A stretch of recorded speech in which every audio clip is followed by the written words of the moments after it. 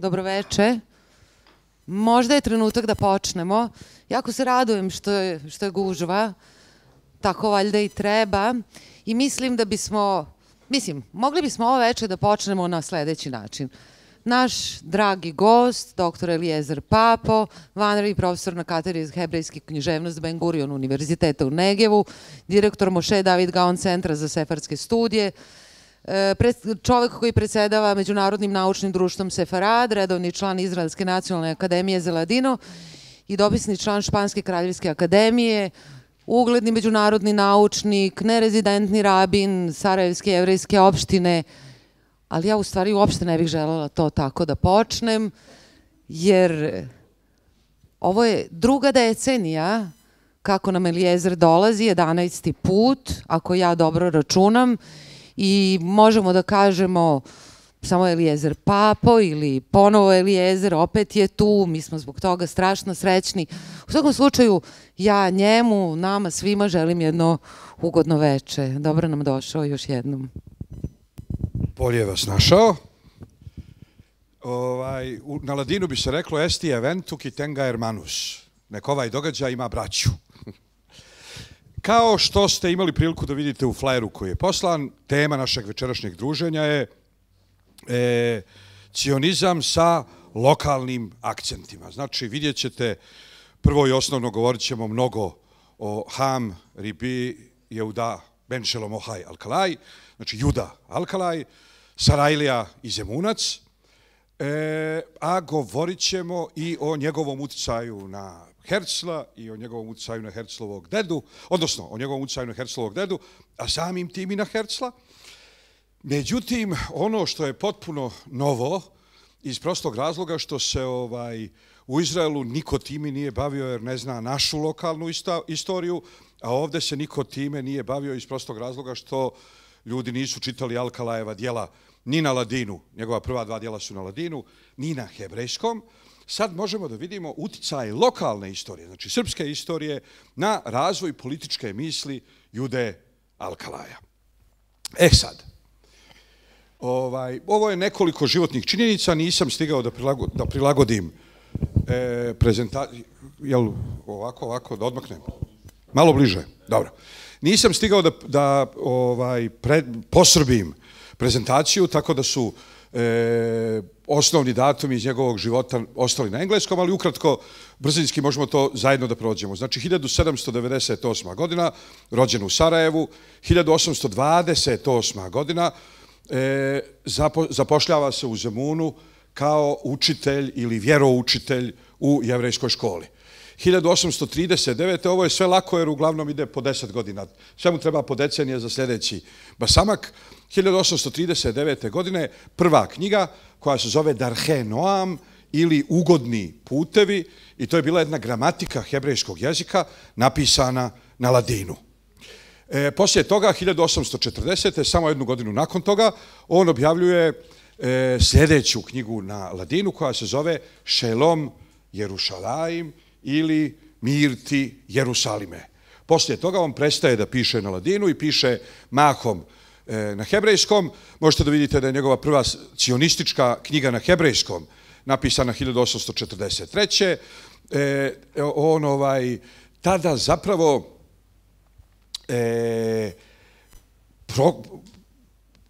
propovijeda osnivanje Svjetskog jevrejskog kongresa. Već 1843. Nakon toga putuje po raznoraznim jevrejskim metropolama kako bi obezbijedio da njegove ideje dopru do što većeg broja ljudi. Između ostalog, dakle, bio je i Globetrotter, 1851. Imamo hebrejsku godinu, ne znamo tačno u kom je mjesecu te godine putovao, to odgovara hrišćanskoj godini 51. 52. Bukurešt, Beč, Leipzig, Berlin, Amsterdam, London. U Londonu izdaje svoju novu knjigu koja se zove Kol Mevaser, Glas koji najavljuje, i Šelom Jerušalaim, i tamo osniva Hevrat Jišuv Haaretz, što u prevodu znači udruženje za otkup zemlje ili udruženje za kolonizaciju. Znači, sve ove velike ideje i sve ove velike tekovine kojima i do dan danas raspolažemo, on ih je prvi začeo kao ideje, neke je ostvario, ali su vrlo brzo pobačene da bi naknadno drugi ljudi preuzeli njegovu ideju. Recimo, ovo udruženje za kolonizaciju zemlje je relativno brzo prestalo da postoji, ali već iza toga počinje ista stvar s istim imenom na drugom mjestu i tako dalje.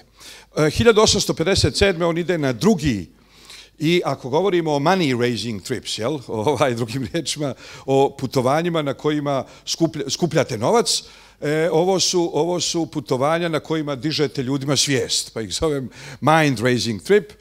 1869. piše sljedeću knjigu Kibuc Galujot, u kojoj traži objedinjenje svih različitih jevrejskih pravaca misli i svih različitih rituala i tako dalje pod jednu zajedničku organizaciju koja je usmjerena na povratak Jevreja u zemlju Izraela. 1871. godine on odlazi po prvi put u zemlju Izraela, to je hadž. I to se na hebrejskom, odnosno na ladinu zove ziyara. Znači, kad putuješ u svetu zemlju ne s namjerom da u njoj ostaneš, nego s namjerom da se iz nje vratiš kao hadžija, to se zove ziyara i on tek 1871. odlazi po prvi put u Izrael. 1874. se useljava u Izrael i 1878. u Izraelu umire. Možete da vidite da to je jedno drugo, sasvim drugo predavanje i za to drugo predanje ću da vam donesem druge slajdove, ali ne mogu da ne napomenem ovdje da su sefardski mudraci de facto uvijek nosili odjeću koja je obezbjeđivala čast i u očima drugih sugrađana. Pošto je on živio u Zemunu, gdje je pastva njegova miješana, znači postoje dvije jevrejske zajednice, sefardska i aškenaska, i osim toga postoje dvije vrste hrišćana, nema muslimana. On je nosio jednu široku mantiju sa širokim rukavima i nosio na glavi kamilavku.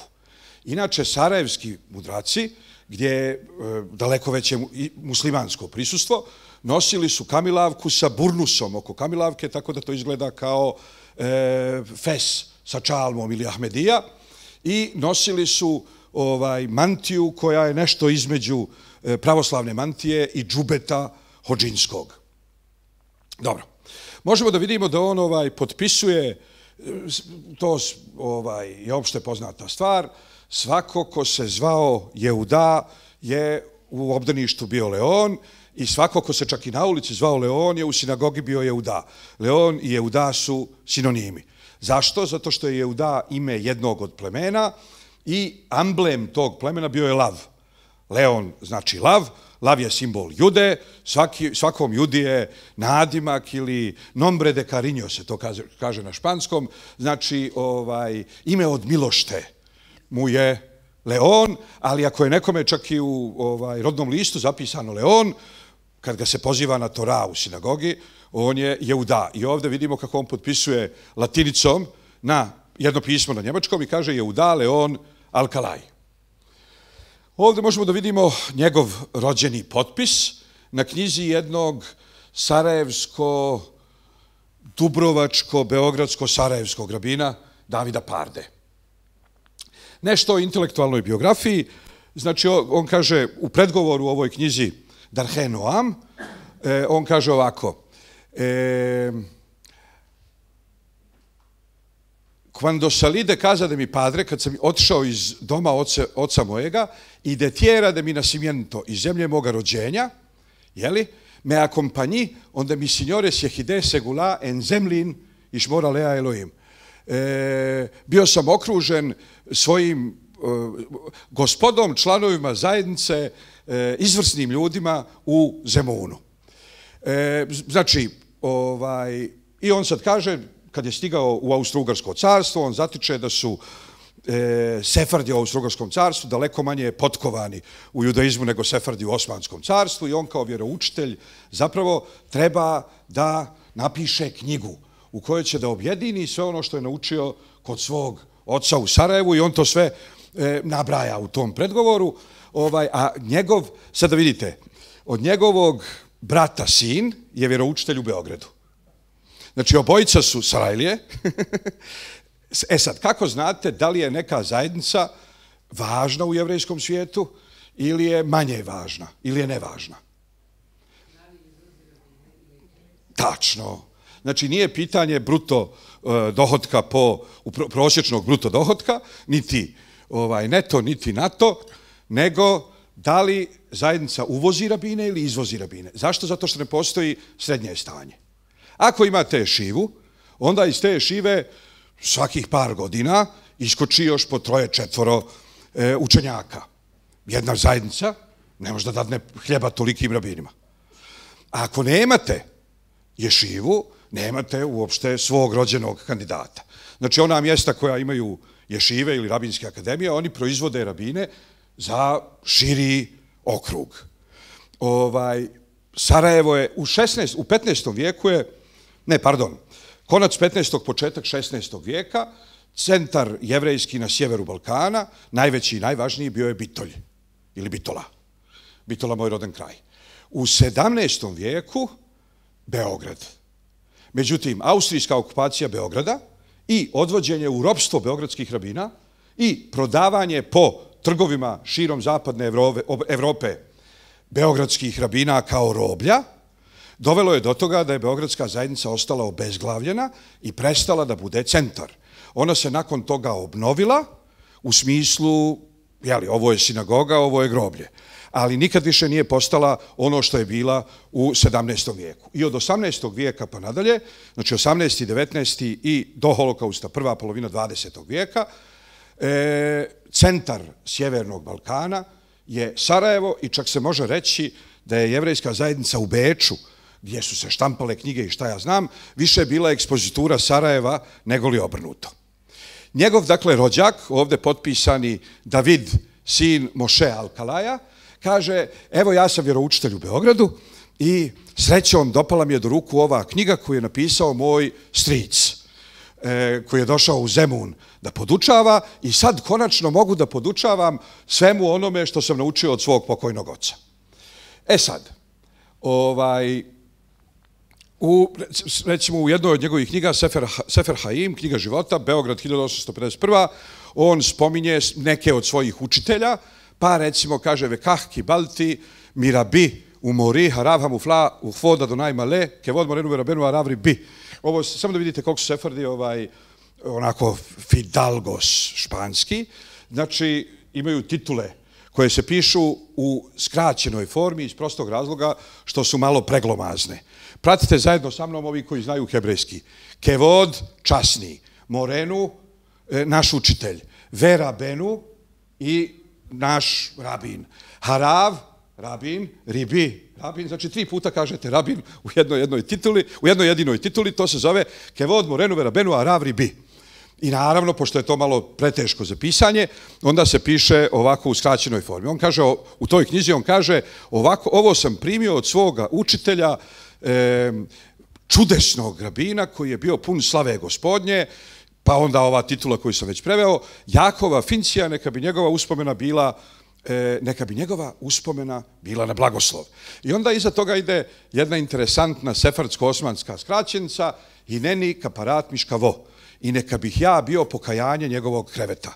To su obično pisali sinovi za očeve, međutim, pošto su vaši učitelji, vaši duhovni očevi, onda vaša duhovna djeca dodaju vrstu abrevijacije koja je mini molitva za vlastite učitelje. Spominjem ovog Fincija, da, pogrešan smjer, spominjem ovog Fincija, zato što ćemo kasnije da vidimo kako uopšte funkcioniše cijeli, to je jedna od uzgrednih tema, to nam nije centralna tema večeras, ali hoću da vam pokažem. On je znači u Sarajevu učio kod Fincija, a onda evo recimo Beograd, on je učio kod Jakova Fincija u Sarajevu. Vraćam. Ok? Evo ga, Jakov Finci. A onda recimo ovdje vidimo beogradski nadrabin, malo kasnije, 1842. godine, štampano u tipografiji Knjaževstva Srbije, Vajlaket Josef. To bi u prevodu značilo pabirčenje Josefovo. Znači, ovo su raznorazni pasusi koje je napabirčio Josef Finci, sin rečenog Jakova Fincija, koji je u slobodno vrijeme postao glavni rabin Beograda. A onda možete da vidite, recimo, kako je, opet pogrešan smjer, brat od tog Fincija piše, recimo, Leket HaZoar, što je izbor tekstova iz Zoara, i on tu prevodi na ladino nekih remah 248 pasusa iz Zoara i svakom derašot, znači rabinskih pripovijesti iz Zoara, i svakoj od njih, odnosno na svake dvije, doda i neko svoje lično tumačenje. A on je, znači taj Finci je bio rabin u Vidinu, znači rođen u Travniku, učio u Sarajevu, završio kao rabin u Vidinu, a recimo sin ovog njegovog brata koji je bio glavni rabin u Beogradu je bio Hahambaši, glavni rabin Sarajeva. I zove se Leon, znači Leon Jehuda, Josef Finci, sin Josefov, sarajevski nadrabin, i ovo je knjiga koju on objavio opet za promjenu u Beogradu. Samo da vidite kako to nema nikakve veze sa Jugoslavijom i ne Jugoslavijom, nego su ove zajednice se naslanjale jedna na drugu mnogo prije nego što je uopšte nastala Kraljevina Jugoslavija, i cijeli taj prostor. Split i Dubrovnik su de facto dvije noge Sarajeva koje se brčkaju u slanoj vodi. Čak je i Beograd u bitnoj mjeri ekspozitura u ješiva smislu, znači u rabinskom smislu, ekspozitura Sarajeva od 18. vijeka pa nadalje. Ovo je njegov rođeni potpis. I sad idemo dalje. Znači, ovo sad sve što je do sad rečeno ostavljamo po strani. Idemo sad na jednu novu informaciju. Jevreji očekuju Mesiju od vajkada. Onda se pojavio Bar Kokhba. Bar Kokhba je podigao ustanak. U jednom momentu dobar dio Sanedrina, Ribi Akiva, jedan od vođa judaizma, nije nešto bio pretjerano oduševljen idejom ustanka protiv Rima. Ali i čak se pregovaralo sa Rimljanima o tome da Rimljani dozvole obnovu hrama. I Ribi Akiva je otprilike bio narodskim, u stvari ne narodskim, nego asfaltnim, savremenim jezikom rečeno. Ribi Akiva je bio u fazonu: nemojte nam sad kvariti posao ustankom, taman ćemo da dogovorimo sa okupacionim vlastima obnovu hrama i sve u redu, mi ćemo njima da plaćamo poreze, a oni će nas da puste da živimo na miru. Međutim, tu su se u priču umiješali Samarićani i rekli su Rimljanima: ste vi normalni, obnavljate Jerusalim. A Rimljani kažu: pa kako ćemo ubirati poreze ako ne bude obnovljen Jerusalim, nama treba. Nismo ga osvojili da bi ga sravnili sa zemljom, osvojili smo ga da bismo iz njega, kao i svih drugih gradova koje smo osvojili, crpili harač. A ovi kažu: pa dobro, napravite hram, ali nemojte hram jevrejskom bogu. I tad se Rimljani odlučuju da prave u Jerusalimu, da od Jerusalima naprave Alija Kapitolina i da na mjestu hrama naprave neznabožački hram. I tad ogromna većina naroda pristupa ustanicima i Sanedrin shvata da imaju dvije varijante. Ili da idu u London i budu proglašeni kvislinzima, ili da se pridruže narodnom ustanku, bez obzira na to da li će on da uspije ili neće. I stvarno, i Ribi Akiva i ostali redom, svi se pridružuju narodnom ustanku. Poslije toga, nakon što je Sanedrin, nakon što je Ribi Akiva proglasio Bar Kokhbu Mesijom, ustanak biva u krvi ugušen. I tad se pojavljuje znak pitanja nad glavama one generacije: da li ovo znači da smo imali Mesiju i potrošili ga i nije uspjelo i više nikad nema Mesije. I tad nastaje legenda o dvojici Mesija. O Mesiji sinu Josefovom i Mesiji sinu Davidovom.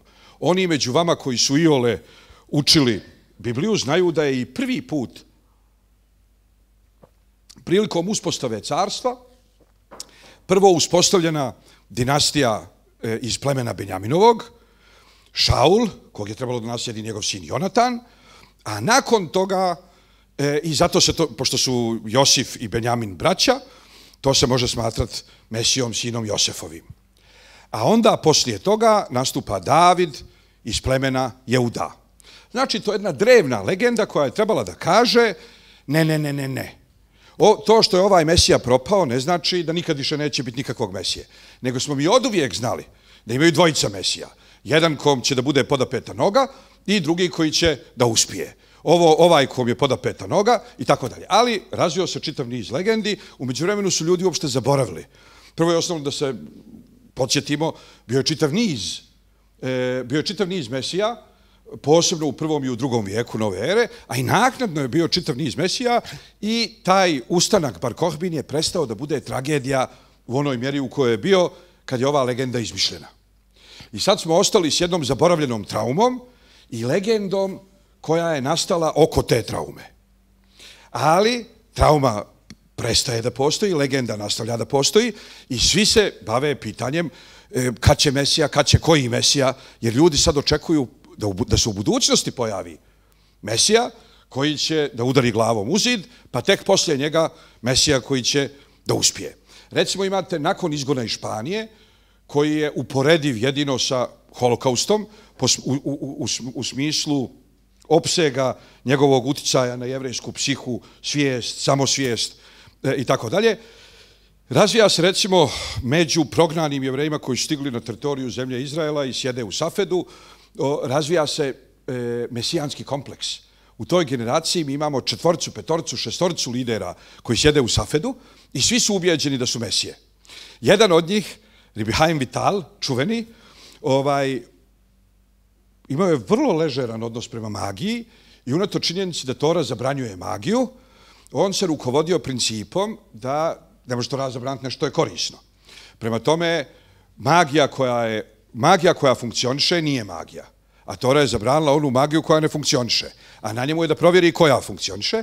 Znači, nema te Azre sa kašikama ili žene koja čita u filđan ili neko ko razbacuje pasulj u današnjoj našoj terminologiji ili načini čitanja budućnosti koji su bili tipični za ono vrijeme, a da on nije otišao, bez obzira na vjeroispovijest, da sjedne preko puta te osobe i provjeri da li je on Mesija sin Davidov ili je Mesija sin Josefov. Znači, on je čovjek apsolutno ubijeđen da je Mesija, jedino što ga zanima je da li je on Mesija sin Davidov ili je Mesija sin Josefov.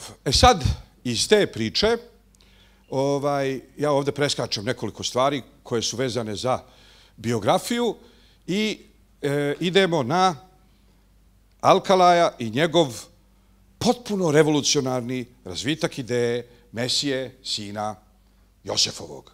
Znači tog predmesije ili protomesije ili... A on zapravo, to ću odmah da vam otkrijem da bi nam kasnije bilo lakše da pratimo, on zapravo čovjek sjedi, obratite pažnju, znači kad počinju njegove, evo ga, samo da vidim, moram malo na ovu stranu, znači Darhe Noam, gramatika 1839. godina, Šalom Jerušalaim 1840. Minhat Jehuda, prvo cionističko djelo 1843. Možete i ovdje da gledate ova kasnija izdanja, ovo su sad sve cionistička djela. Kol Mevaser, 1852. U Londonu. Mevaser Tov, onaj koji najavljuje dobro. Gledajte godine redom, 1868. 1878. i tako dalje. S čim je ovo povezano? Idemo brzinski do Miloša Velikog ili do autoputa. Evo ga. Da. Znači šta? Vidjeli ste o kojim se godinama radi kod Alkalaja, sada vidimo šta Miloš radi u to vrijeme. Znači 1804. to je prvi srpski ustanak, on je jedan od vojvoda u prvom srpskom ustanku. 1805. Karađorđe ga postavlja za komandira. 1813. Karađorđe bježi, Miloš ostaje u Srbiji, Turci ga postavljaju kao princa ili kneza 3 centralne srpske nahije. 1814. Miloš učestvuje u pacifikaciji zemlje, pa čak i u sprječavanju novog ustanka. 1815. drugi srpski ustanak, pa onda idemo dalje. 1817. Miloš postaje nasljedni princ Srbije. 1830. Turci priznaju Miloševu poziciju kao nasljednu i daju punu autonomiju srpskoj kneževini. 1833. Miloš acquires possession, prisajedinjuje 3 nahijama i istočno-srbijanske nahije, 1835. Ustav, 1838. turski sultan proglašava sljedeći ustav srpski. U skladu s tim ustavom Miloš, ovo je sad jako bitno, Miloš postavlja skupštinu od 17 senatora, ta skupština naravno odmah zahtjeva njegovu abdikaciju. 1839. on proglašava da će njegov nasljednik da bude njegov sin Milan i povlači se u Valahiju, u Rumuniju. 1860. do 1868. Miloš se vraća po drugi put u Srbiju. E sad, Milošev uspjeh u Srbiji doveo je Rava Alkalaja do ubjeđenja da Mesija, sin Josefov, treba da izgleda upravo tako. Znači, on gleda u Miloša i čita jevrejske legende i proročanstva i dolazi do zaključka da nama treba jedan takav. E sad se vraćamo da vidite kako on to počinje, kako počinju njegova proročanstva, samo da vidim jesam li u pravom smjeru, vjerovatno. Recimo, da, samo da vidim da li je to... Da. Evo ga ovako. Možemo ovdje da pročitamo, samo da nađem.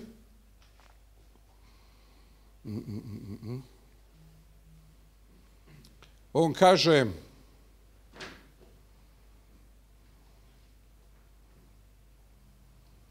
Evo ga, konačno. On, 1861. godine, on piše pismo vođama i kaže, šteta je samo što mi nije podvučeno, ali evo to treba da bude tu negdje. Aha.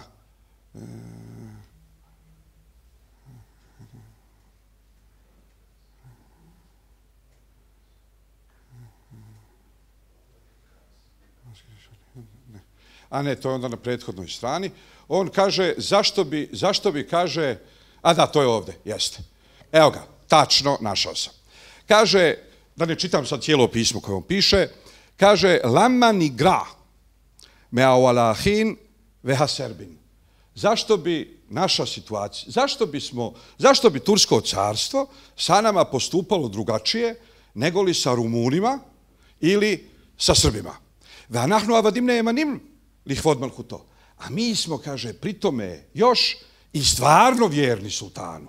Jer on je svjestan činjenice da Miloš izigrava sultana, ali pošto on tako dobro odigrava svoje karte, sultan tu baš i ne može mnogo toga da napravi.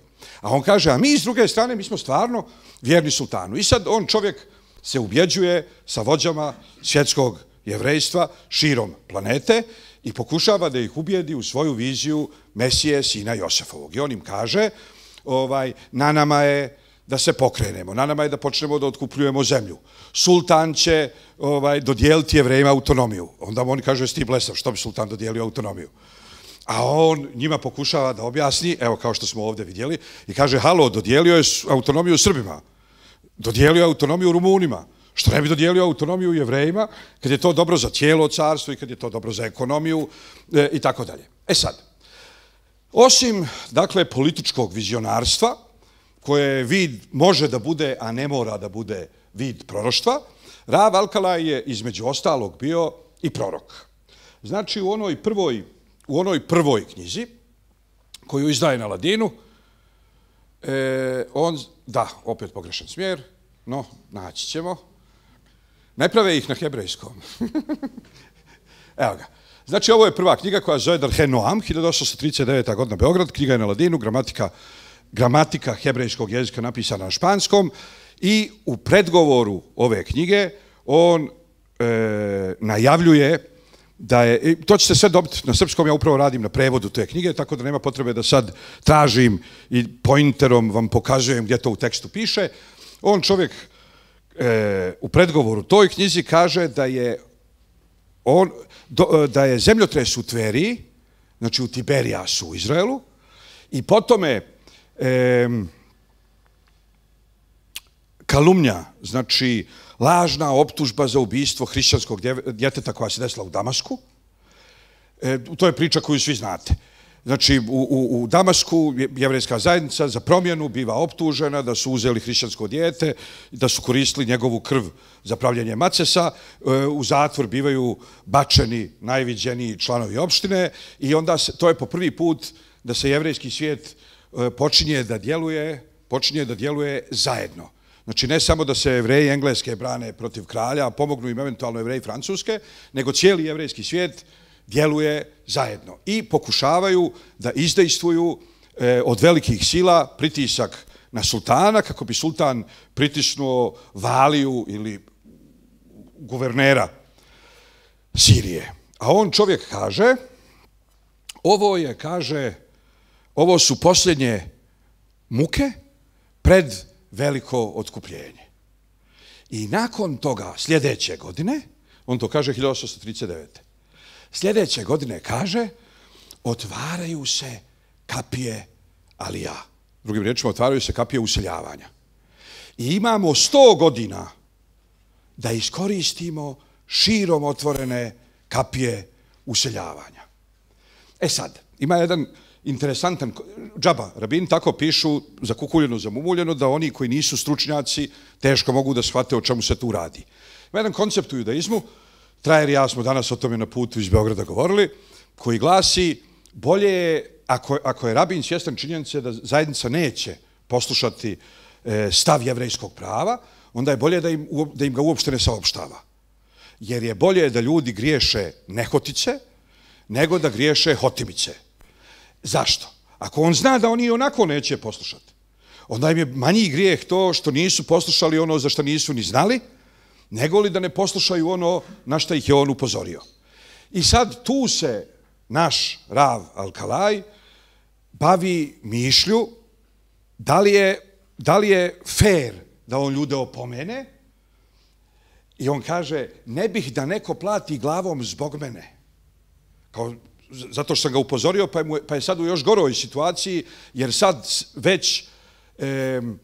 sad već ne pristaje na božanski nalog, svjesno i namjerno, ali kaže, ja ne mogu da izbjegnem riječ koja mi je data, a krv njegova na glavu njegovu.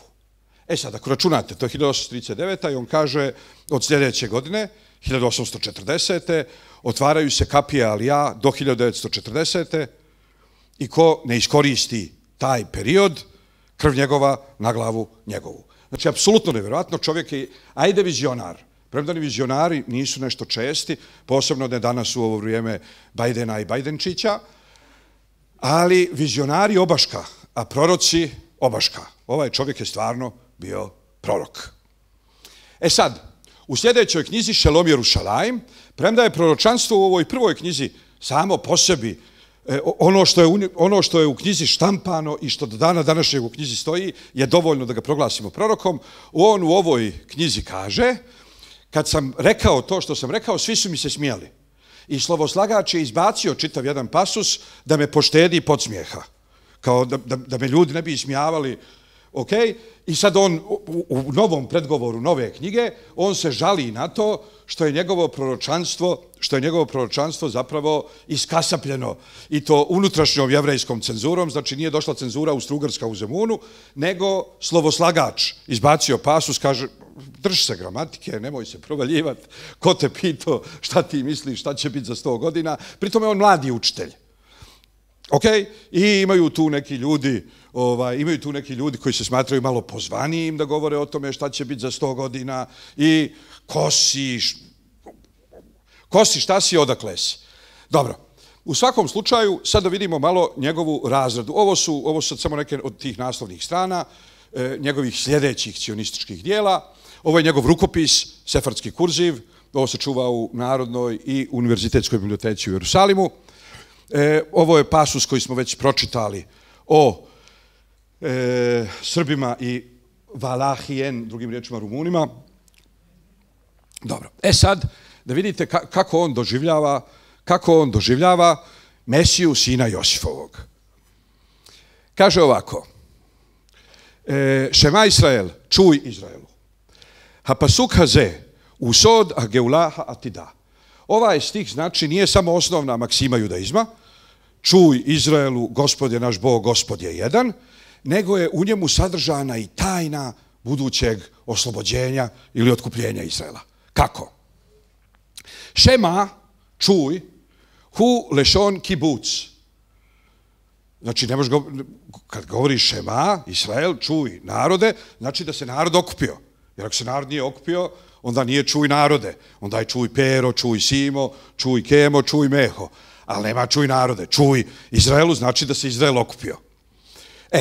Kaže šema u lešon kibuc. Kibuc znači okupljanje. Kao kibuci koji su napravljeni kao prve kolonije izvan starih sefardskih naselja tipa Jerusalim, Hevron, Tverija i Safed. I on kaže ovako, kao što je recimo rečeno, i ču Šaul cijeli narod. Drugim riječima, ovaj stih želi da kaže da otkupljenje počinje sa čuvenjem Izraela. Kad Izrael čuje, kad se Izrael okupi, tad počinje iskupljenje. Šeika becu Israel beaguda ahat, da se okupi cijel Izrael u udruženje jedno, aguda, u veca ahat i jedan savjet, kemo šetehilade varadonaj beošea, kao što je bila na početku riječ gospodnja Osiji proroku, venik becu bene Jehuda uvne Israel jahdav, neka u proroku Osiji na hebrejskom Ošea piše, iskupit će se sinovi Judini i sinovi Izraelovi zajedno, ve samu lahem roš, i postavit će si glavu, reis, kao reisul ulema. Reis na arapskom, roš, na hebrejskom, glava. Postavit će si glavu. Ve'alu min ha'arec. I podići će se iz zemlje. Drugim riječima, iz zemalja njihovog izgnanstva. Drugim riječima, protomesija treba da bude predsjednik jevrejske skupštine za kolonizaciju sve te zemlje. Jevreji ga postavljaju nad sobom u inostranstvu. Ne, jer on tako tumači biblijski stih. Naravno, sva njegova tumačenja su apsolutno revolucionarna. Znači, u cijeloj Evropi ili s obje strane Mediterana možda imaju još dvojica, trojica rabina koja na ovakav revolucionaran, savremen, politički način tumače Bibliju. Ali on doslovce uzima riječ po riječ i pokazuje kako to funkcioniše po etapama. I on kaže ovako, je lijepo piše, skupit će se sinovi Judini i sinovi Izraelovi zajedno i postavit će sebi glavešinu i podići će se iz zemlje. Znači, cijela ta stvar se dešava u inostranstvu. Ki gadol jom Izrael, jer je to veliki dan za Izrael. Izrael je dolina na sjeveru Izraela.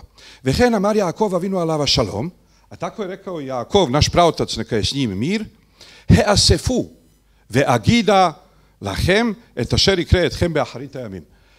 Skupite se i udružite se da vam kažem šta će biti na posljedku.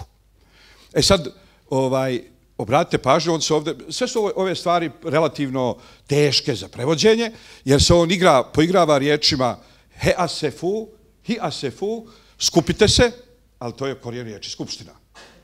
Ve agida, i reći ću vam, ali to je homonim riječi aguda, koje znači udruženje.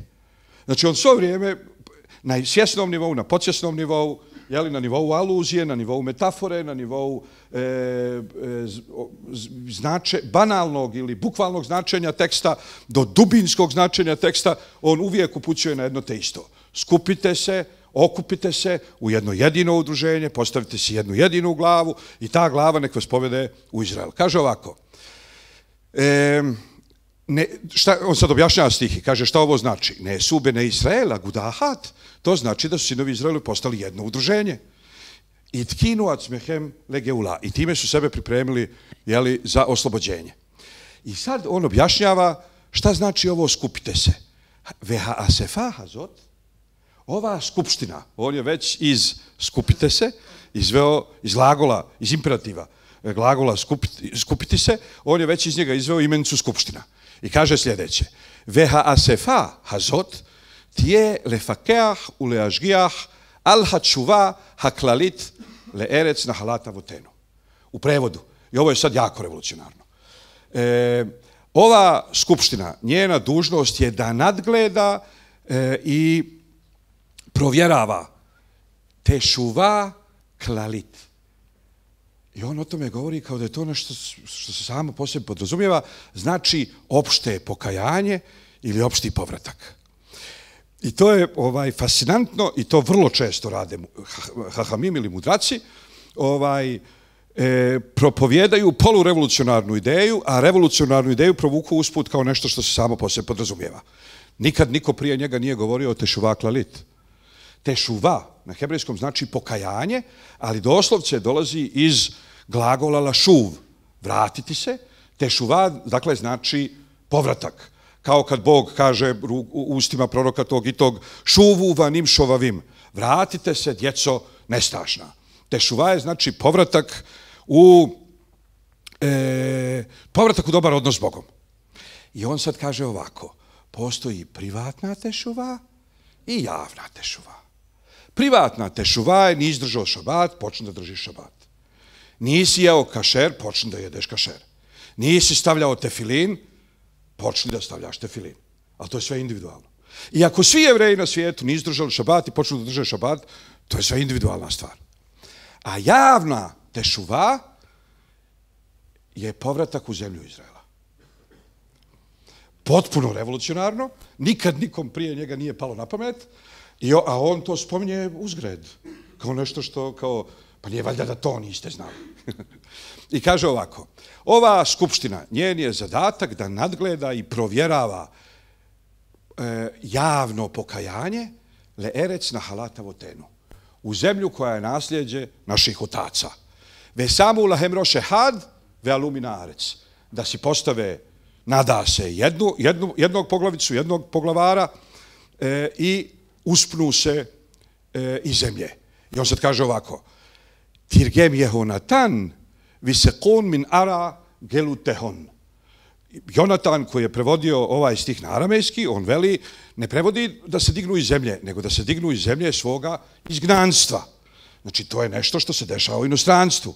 Jevreji se u inostranstvu organizuju, u inostranstvu postavljaju, nada se, jednu glavu i iz inostranstva ih ta glava vodi i sad pazite šta kaže. Kaže kedešeni kare bešem Israel. Da bismo bili dostojni toga da budemo zvani imenom Izrael. Ki behuca la arec anu behunim bešem Jakov ke moše katevu rabotenu zichronam livraha bezoara kadoš. Jer kaže, u inostranstvu smo mi Jakov, onaj koji šepa. Israel je onaj koji ide pravo Božjim putem. Znači, da bismo bili dostojni da budemo prozvani imenom Izrael, treba da se organizujemo u dijaspori da bismo krenuli. Begin de Kneset Israel hašata begaluta. Obratite pažnju, Kneset Israel, danas svi znate Kneset Israel pod terminom parlament. U smislu značenja parlament. Kneset Israel znači parlament Izraela. Kneset Israel u Kabali je zapravo ime za sve ono što je crkva koja objedinjuje žive i mrtve, jel? Tako je Kneset Israel sveukup živih Jevreja. To je Kneset Israel. Dobro. Stekli smo znači dojam, prvo i osnovno, kako Rav Alkalaj krajnje revolucionarno izmišlja i uvodi na jevrejsku scenu ideju javnog pokajanja. Znači opšteg pokajanja, kolektivnog pokajanja. A on kaže kolektivno pokajanje ne može biti zbir mini pokajanja ili zbir individualnih pokajanja. Kolektivno pokajanje je nešto sasvim drugo. Individualno pokajanje je da li si držao ili nisi držao. Nacionalno pokajanje je da li živiš u dijaspori ili se vraćaš tamo gdje cijela Tora ima smisla. Jer Tora nije zamišljena kao religija, rekao bi on, nego je zamišljena kao ustav. A ustav možda postoji samo tamo gdje narod funkcioniše kao politička većina na teritoriji koju doživljava svojom. Ili u istoj toj knjizi Šema Israel iz 1861. godine, obratite pažnju, ovo je sad divno. Znači, govorimo o stihu Šema Israel i kako ga on tumači kao početak otkupljenja.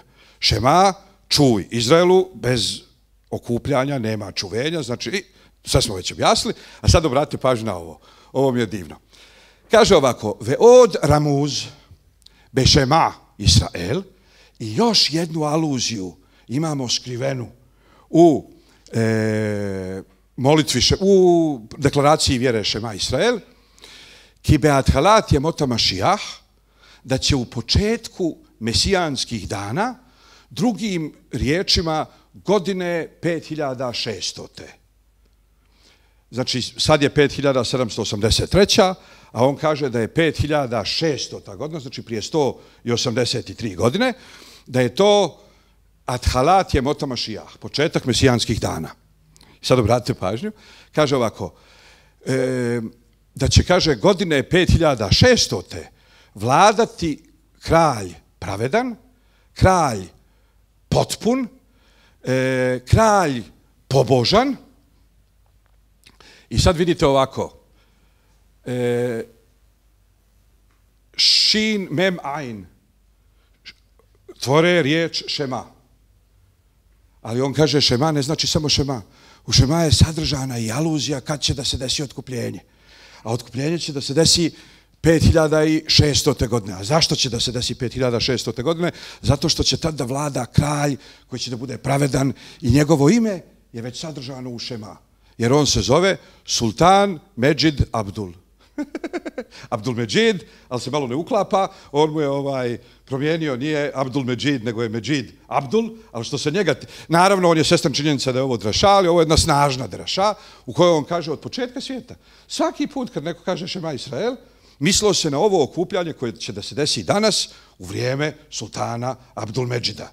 I zbog toga Shin, Mem, Ain ukazuju Shin Sultan, Mem, Medžid, Ain, Abdul. Ovo je vrlo kreativna deraša i on sad prevodi. Kaže Sultan Abdul Medžid. Jarum Hodo, neka bi bila uzvišena njegova čast, vetina semal huto, i neka bi bilo uzvišeno njegovo carstvo. Ve imisku Israel, be mitzvat hamaaser, ako Izrael, narod Izraela, ako narod Izraela budu privilegovani da se počnu stvarno pridržavati zapovijesti o desetku, a sad zapovijest o desetku nema nikakve veze sa savremenim političkim cionizmom. Kako je izgledala zapovijest o desetku? Izdvajate desetak od prinosa zemlje. Znači, prvo i osnovno živite u zemlji, pa onda izdvajate desetak od prinosa zemlje i taj se desetak, da sad ne ulazim u detalje, taj se desetak daje sveštenicima i levitima. S tim što svake 3. godine čovjek ga ostavlja sebi za potrebe hadža, da ne ulazim sad u detalje. Ali u svakom slučaju ideja desetka je bila da sveštenstvo i leviti koji ne nasljeđuju, leviti i sveštenstvo koji ne nasljeđuju zemlju, moraju da imaju nešto od čega se izdržavaju. I oni se izdržavaju od priloga ostatka naroda. Međutim, Rav Alkalaj kaže, ako narod Izraela počne sad da daje desetak, svaki Jevrejin, bez obzira na to gdje se nalazi, u Štipu ili u Novom Sadu, u Prilepu ili u Sarajevu, u Johannesburgu ili u Johannesburgu, ne znam ni ja, u Splitu ili u Ljubljani, treba da izdvaja 10% svojih prihoda, da bi od tih prihoda mogla da se kupuje zemlja u Svetoj zemlji, znači da bi moglo da se kupuje zemljište u Svetoj zemlji, da bi na njega mogli da se nastanjuju ne babe i dede koji će da se mole pred zapadnim zidom, kao što je bio slučaj u 16., 17., 18. vijeku, da ljudi pod stare dane odlaze da provedu, to je jedna kombinacija Vatikana i Floride, znači fina je klima u Izraelu, nema zime, nema snijega, a s druge strane mjesto molitve. Dobro, sad obratite pažnju da samu riječ maaser, on doživljava kao Ruah Sultan Abdul Medžid. Znači, ovo je super. Maaser znači desetak. Maaser se sastoji od 3 istih slova kao Šema. Mem, Ain, Shin, Reš. Mem, Ain, Shin. To je isto kao Šema. Samo drugim redom poredan. Ali u Maaser imamo i Ruah. Ruah znači duh. Ukratko, mitzvat Maaser treba da se prevede kao Ruah sultan Abdul Međid, duh sultana Abdul Međida. Zašto? Zato što kad sultan vidi o kojoj im se svotama tu radi, on će reći dajte te ljude vamo, dajte i te pare vamo, jer nije blesav. Ok? Znači on je imao viziju po kojoj bi zapravo Osmansko carstvo trebalo da kaže Rumunima smo dali samoupravu zbog toga zbog ruskog pritiska, Srbima smo dali samoupravu zato što svakih 20 godina dižu na ustanak, a ovim hajmo dati samoupravu pa da ubiremo plodove njihovog rada. Jer sad odjedanput ne plaćaju sultanu harač i džiziju samo Jevreji koji žive na području Osmanskog carstva, nego u svetu zemlju, u Izrael, stiže desetak iz Londona, iz Njujorka, iz Pariza, iz Vašingtona, i tako dalje. Drugim riječima, Maaser, Jair et Ruah sultan Abdul Međid. Sveti blagosloven neka je pobudit će duh sultana Abdul Međida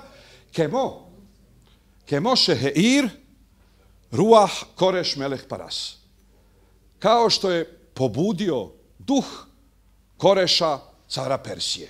Ako se sjećate, to je onaj car koji je dao proglas, svako u provincijama moga carstva, koji je od plemena Judinog i od naroda Boga Izraelovog, neka se vrati u svoju zemlju i neka učestvuje u obnovi hrama. On kaže, kao danas mnogi religiozni Jevreji doživljavaju Trumpa kao novog Koreša. A, Bože moj, čovjek priznao Jerusalim kao glavni grad, priznao Golan i tako dalje, znači doživljavaju ga kao novog Koreša. A u isto to vrijeme, naravno, jevrejska ljevica, nereligiozna, ga doživljava kao antihrista, ali to je opet drugi par opanaka. U svakom slučaju, znači, Zemunac, Rav Alkalaj, doživljava sultana Abdul Međida kao potencijalnog Koreša. Do nas je. Ako mi investiramo pare, to je njegova vizija Startup Nationa, gdje prvo stižu pare, a potom će sultan da primi i one koji donose pare, jer niko nije blesav da im kaže ne. Ok, idemo dalje. Opet pogrešan smjer. Dobro. Kaže on ovako, znači, samo obratite pažnju. Do sad imamo četiri njegova revolucionarna tumačenja. Tek smo počeli onako površinski i ovlaš da listamo njegove knjige. Znači, prvo je osnovno ideja da uopšte postoji kolektivno pokajanje. Drugo, ideja da dvojica mesija treba da budu i jedan treba da djeluje ovdje u dijaspori u smislu političkog organizovanja. Ideja da Jevreji treba da prikupljaju sredstva. Ideja da je sve to skupa već spomenuto u Šema Israel i da znači 2 puta dnevno u proteklih 4000 godina svi su Jevreji na svijetu spominjali Abdul Međida, a nisu ni znali zašto. Nakon toga on kaže ovako. Obratite pažnju. 1861. godina, Beograd. Ja ovo sve govorim i da bismo znali konačno da dignemo sami sebi rep, pa da bolje prdimo, to je jedna fina bosanska metafora i ne postoji ništa ljepše što bi bolje pokazalo. Znači, mi se stalno u proteklih 50 godina osjećamo kao neki priljepak. Stalno se osjećamo kao neki, ne znam ni ja, ako se već upotrijebio onu metaforu, onda ajde, kao neki brabonjak na repu nekog internacionalnog jevrejskog konja. Ovo je samo da pokaže da i mi konja za trku imamo i da su neke od osnovnih ideja nastale ovde. Da su ih najbolje izustili naši rabini. Pa kad vam sljedeći put neko kaže nešto o tome kako su ove naše zajednice male i ima jedna divna, bio jedan arapski poeta Jevrejin iz vremena džahilije, znači iz vremena dok Arapi još nisu bili prešli na islam i on se čovjek zvao Samuil al-Jahudi, Šemuel Jevrejin ili Samuilo Jevrejin. I on piše jednu pjesmu i u toj pjesmi kaže, jedna žena mu je rekla šta hoćete vi Jevreji, šaka jada. A on joj odgovara i kaže faqaltu lah. A ja sam joj na to odgovorio inne el kirama qalilu. Aristokratije je uvijek malo. Drugim riječima, kad bilo puno ne bili aristokratija. Tako i ovo. Jugoslovensko jevrejstvo, Serbez može da kaže svjetskom jevrejstvu, možda nas jest malo, ali smo četa odabrana. Sad, Velahen Hagoel Rishon. Stoga, dakle, prvi osloboditelj. Dehainu Harosh Sheyasimu bene Israel Elehem, drugim riječima, poglavar koga će sinovi Izraelovi da stave nadase, obratite pažnju, demokratija, ne postavlja ga Bog. Oni ga odabiru i oni ga stavljaju nadase u dijaspori. Ko je on? Nikra Mašijah ben Josef. On je taj koji se zove Mesijom sinom Josefovim. Ko je Mesija sin Josefov? Izabrano političko vođstvo u dijaspori. Kaže čovjek 1861. Ne u Amsterdamu, ne u Vašingtonu, ne u Londonu, u Beogradu. Mislim, u Beogradu knjiga štampana, on pritome sjedi u Zemunu. Dobro, kaže ovako. I pritome je Sarajlija, naravno, da se ne zaboravi. I kaže ovako, mi penešehu dumija de Josef, zato što je on sličan Josefu. I sad ide još jedna njegova revolucionarna. Svi rabini koji izgovorili o Mesiji sinu Josefovom u 2. vijeku, 3. vijeku, 4. vijeku, pa nadalje, imaju na umu de facto Benjamin Josef, Šaul, a poslije toga David. A on kaže, ne, on se zove Mašijah ben Josef, Mesija sin Josefov, jer je on kao Josef upravlja Jevrejima u dijaspori. Josef nije bio vođa Jevreja u Egiptu, nije bio vođa Jevreja u Izraelu. Josef je vođa Jevreja u Egiptu. Znači, Mašijah ben Josef je vođa Jevreja u neizraelu. Jest jednako vođa Jevreja u savremenom Egiptu, drugim riječima vođa Jevreja u dijaspori. Ke Moše Josef šelaho Elohim lemihja lifne ehav, jednako kao što je Bog poslao Josefa da bi održao mihja, da bi dao narodu hranu, prije nego što su njegova braća stigla u Egipat, ken Mašijah ben Josef i šlehehu Elohim le mihja. Tako će i Mesiju, sina Josefovog, Gospod da pošalje, Bog da pošalje, kako bi obdržao narodu životu. Le fakeah, da nadgleda, u leažgijah, da provjerava, al parnasat olegola, na faku, ili alimentaciju, ili izdržavanje, ili platu, onih koji će da se uspnu iz dijaspore u Izrael. Leamcilajema voda, da im obezbijedi posao. Znači, funkcija Mesije, 1860. godina, 61. Funkcija Mesije nije nikakva čuda i čudesa. Funkcija Mesije je da obezbijedi ljudima posao. Ok? Umelaha i zanat šejuhlule it parnes, da bi mogli sami sebe da izdržavaju. To mu je prevashodna funkcija. Ukmoše gedulat Josef tahatjat paro, i kao što je Josef bio veliki u sjeni faraona, tako će kah gedulat Mašijah ben Josef tahat jad gedola donenu jarum hodo.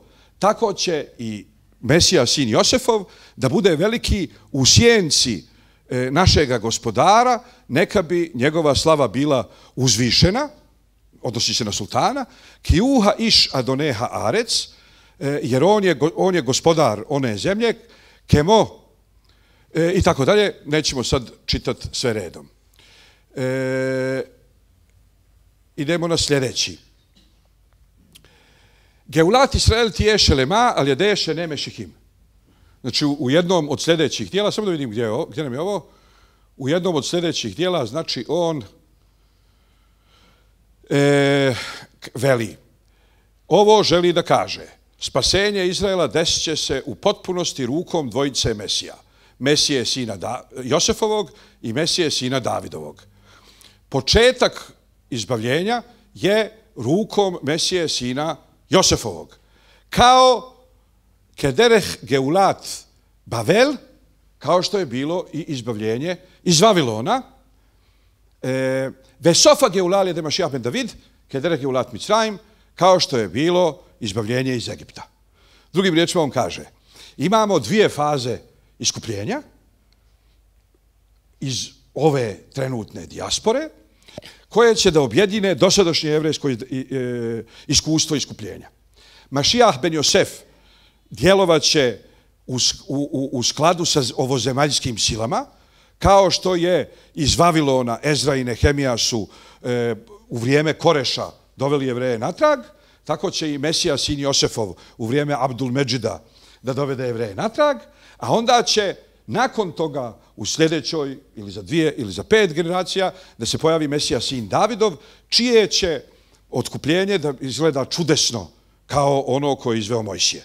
Znači imamo Geulat Bavel, Geulat Micraim, iskupljenje iz Vavilona, iskupljenje iz Egipta, a potonje iskupljenje imat će 2 faze. Prva odgovara Vavilonu, druga odgovara. Dobro. Kaže, aval Geulat Amašijah ben Josef, lav ihu asur begalutak, jadavar bejada cadikim, veanša maase, venikbecu vesamu lahem rošehad, vealu min haaretz leahazir šehinato. Veamašijah ben Josef ujeka beca galujot. Kako se zove autoput koji vas uvodi u Tel Aviv?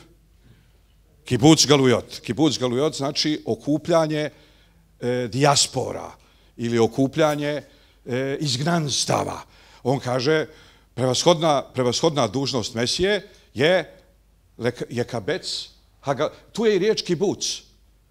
Zapravo kibuc, kao nova vrsta naselja je, iako su oni ljudi bili super turbo ober socijalisti, mahom ateisti, ako ne i antiteisti, ali to je ukorijenjeno u hebrejskom jeziku. Kibuc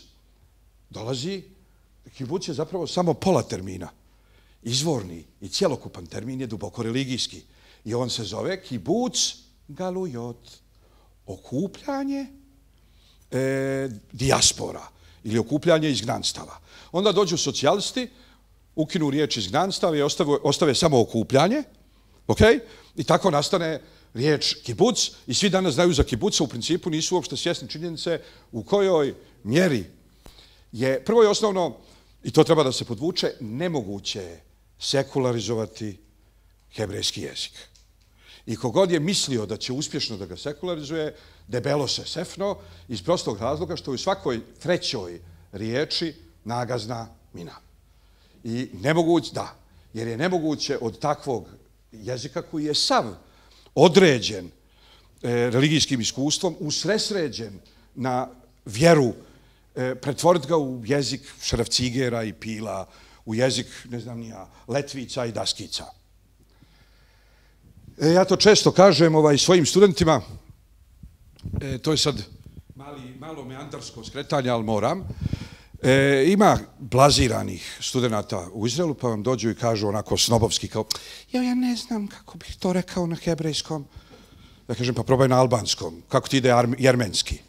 Što znači ne znam kako, maternji mu jezik hebrejski. Nego kao, to je ta ideja da je engleski savršen, da je hebrejski primitivni jezik od prije 4000 godina, nedovoljno suptilan, da se njime iskažu osjećanja onih koji, ne znam ni ja. Sad, ja onda njima kažem, jeste stvarno, slažem se, činjenica je da njemački ima 40 riječi za šrafciger. Krstasti, prstasti, frtasti, trtasti, mrkasti, prkasti, u hebrejskom se svi oni zovu šrafciger i onda se razlikuju ovako, ne taj budale, taj. Tako se govori o šrafcigerima na hebrejskom, jer mi nemamo imena. Ali ajde da vidim ko zna kako se kaže na nehebrej, to ja kažem svojim studentima, da vidim kako ćete reći na engleskom, tom savršenom engleskom, kako ćete reći na engleskom pauza na glavi. Oni kažu, kako ćemo reći šta na engleskom? A ja kažem, pauza na glavi. Oni kažu, kakva crna pauza na glavi? A ja kažem, svaki narod ima svoje obsesije. Jevrejska obsesija je šabat.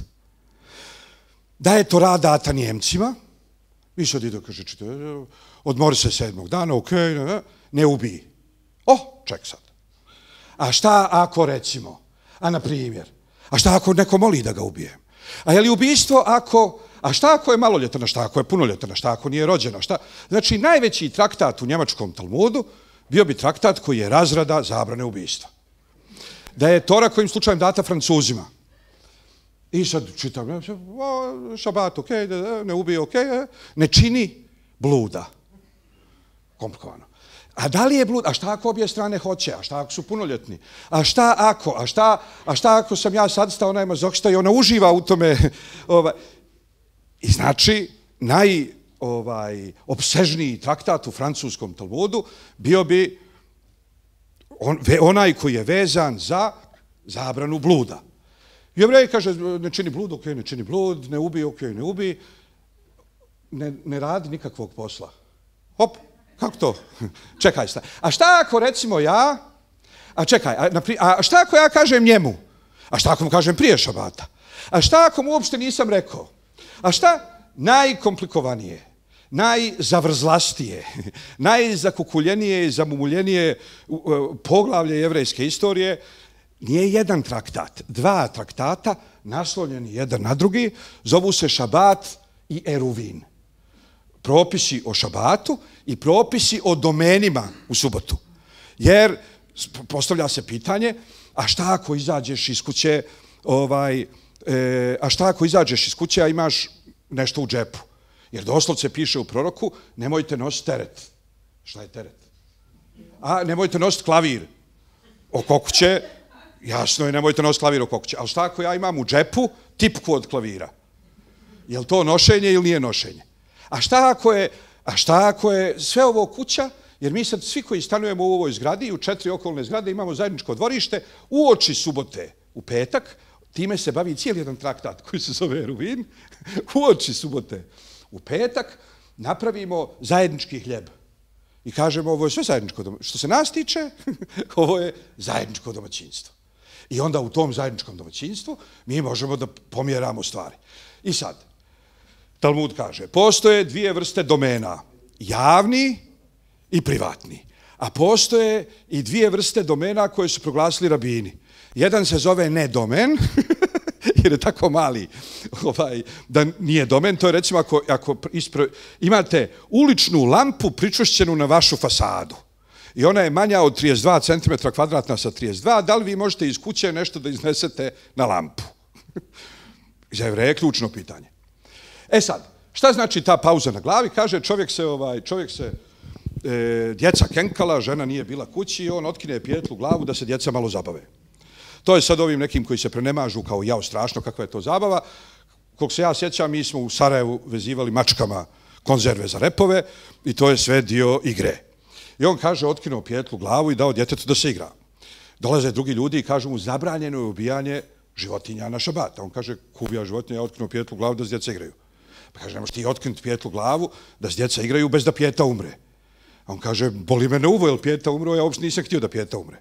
A on njemu kažu, ali ako ti izvršiš jednu radnju koja za posljedicu obavezno ima drugu radnju, koja je zabranjena, onda nas ne zanima da li si ti tu drugu radnju, da li si ti tu drugu posljedicu htio ili nisi htio. E sad, uzmimo primjera radi da je električna energija vatra. Onda osoba koja otvara frižider pali lampu, jer u frižideru ima lampa. A s druge strane hodate recimo plažom i ostaju vam otisci stopala u pijesku, nailaze valovi i pune one otiske stopala u pijesku vodom. Znači pravili ste bazene. Napravio si 60 koraka, to je 120 stopa, 120 bazenčića si napravio. Zbog toga se pauza na glavi dijeli na dvije vrste pauze na glavi. Pauza na glavi zgodno mi i pauza na glavi boli me uvo. Pauza na glavi zgodno mi je zabranjena, znači otvaranje frižidera, pod uslovom da je električna energija vatra, otvaranje frižidera, pauza na glavi, jer proizvodi dodatni rezultat koji možda niste htjeli, ali je on neizbježan, a vama on koristi, jer vam odgovara da se upali svjetlo u frižideru da vidite šta vadite. Zbog toga je to zabranjeno.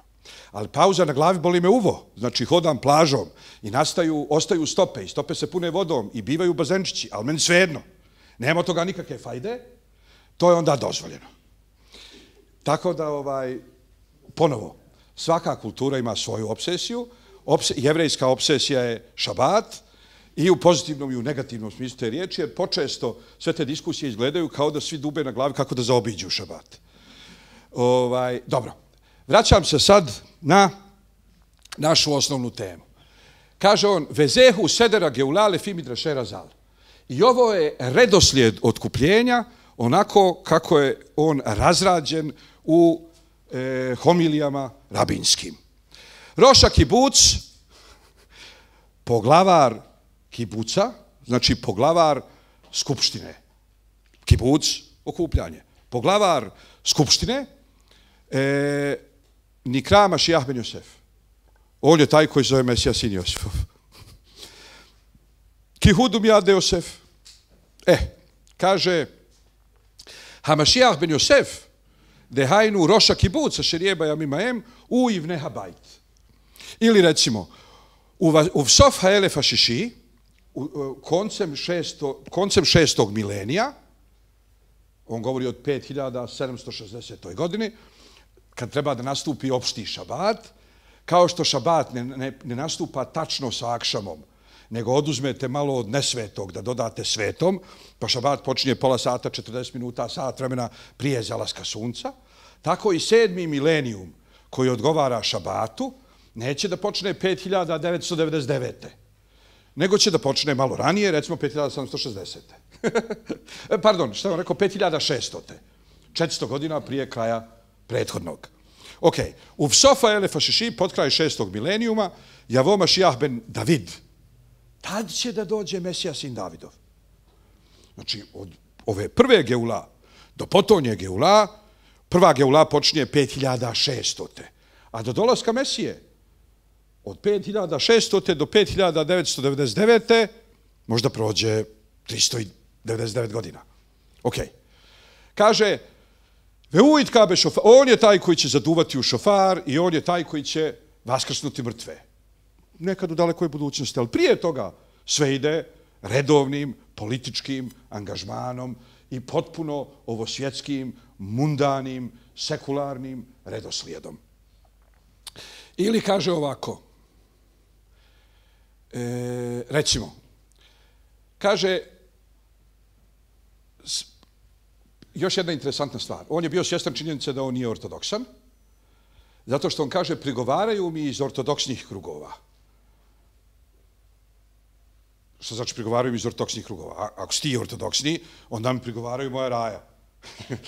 A ako kažete prigovaraju mi iz ortodoksnih krugova, to su krugovi kojim vi ne pripadate. Znači, on je tradicionalni sefard, nije ni ortodoksni, ni konzervativni, ni reformni. I on sad kaže ovako,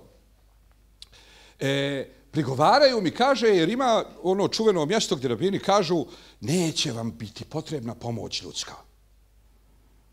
I sad, ultraortodoksni kažu njemu, znači, geula ne može biti to što ti pričaš. Jer neće nam biti potrebna pomoć ljudska, neće nam biti potrebna pomoć Abdulmedžida. A on im kaže ovako, Velotic starhule je zrata dam, ono što piše neće vam biti potrebna pomoć ljudska, hare še je zrat melahime naj zrata dam. Pomoć carska nije pomoć ljudska. Ok? Ja vam kažem da će vam pomoć car. A carska pomoć nije isto što i ljudska pomoć i drugim riječima sve je tu u redu. Ki lev meleh beada donaj. Jer je srce kraljevo u ruci gospodnjoj i to je biblijski stih. I on kaže, eto, jeste, to je geula od Boga, jer on zavisi od carevima, carevi nisu obični ljudi i tako dalje. Kaže ovako, Vehenle atid je savev geulat Israela li demal hea goim.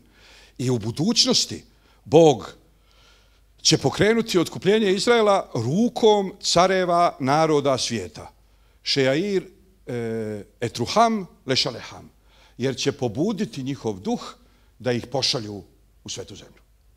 Ili kaže, u kemoše katav vehevi et kola hehem mikola goim min hala donaj. Kao što je rečeno, i donio je, kaže, svu braću vašu iz svijeh naroda svjetskih poklon gospodu. Ok? Kralj Švedske šalje jevrejsku zajednicu Švedske kao poklon Bogu i tako da. To je njegova vizija.